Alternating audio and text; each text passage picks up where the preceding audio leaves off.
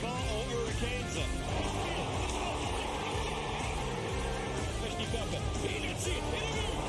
Aïe, aïe, aïe, aïe, aïe! Svechnikov donne la victoire aux Hurricanes. On tire de l'arrière, mais on n'est pas mort.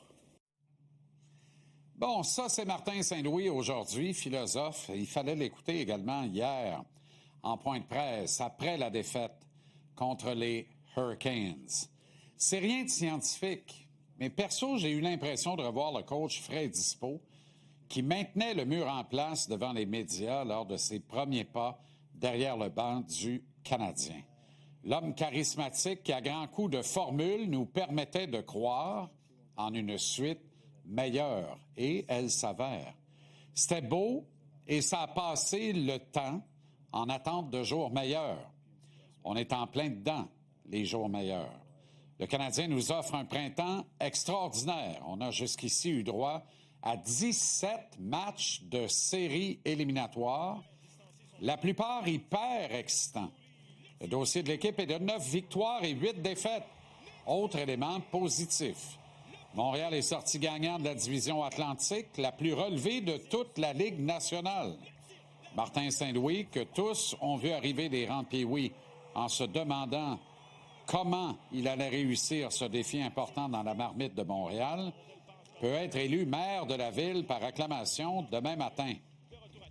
Mais voilà, j'ai réécouté Martin après la défaite d'hier et je me suis dit, est-ce que le coach a acquis la défaite?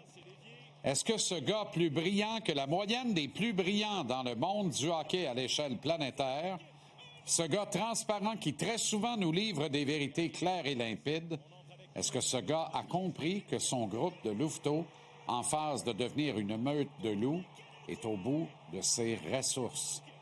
Je ne dis pas que c'est le cas, mais j'ai vraiment eu cette impression-là à regarder et entendre le coach.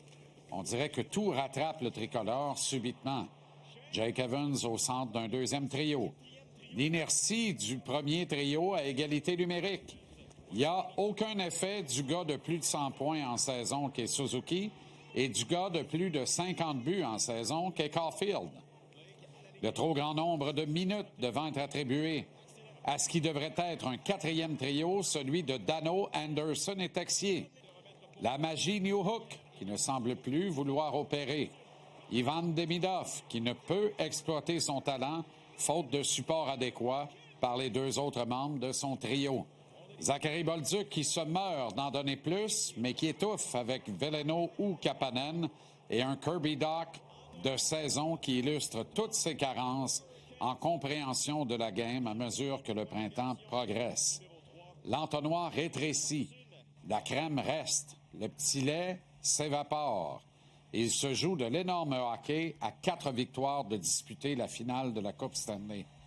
On a fait de louables efforts avant que la série commence pour légitimer le Canadien dans ce carré d'as. On y croyait vraiment. Pas de lunettes roses. No joke. Ailleurs, sur la planète hockey, on disait en chœur que Montréal était l'intrus des finales d'association. Eh bien, on y a peut-être trop cru, ce qui n'est pas un défaut, remarquez. J'ai l'impression que la belle épopée tire à sa fin, faute de ressources adéquates. Martin Saint-Louis a emmené ce groupe au-delà du bout de lui-même. On dirait que le coach est à court de solutions.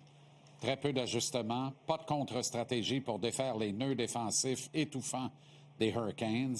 Brindamour et ses vétérans ont beaucoup perdu pour mieux apprendre à gagner. On dirait que c'est exactement ce que les Glorieux sont en train de subitement faire dans ce troisième tour. Montréal a dominé une période, celle de la rouille. Il s'en est joué un peu moins de 9 depuis, en cumulant le temps de prolongation. Tout à la faveur de la Caroline. Est-ce que je rends les armes? Pas pantoute. Et j'utilise mon ricochet et relance la question vers Martin Saint-Louis et ses joueurs. Vous autres, les armes, est-ce que vous les rendez?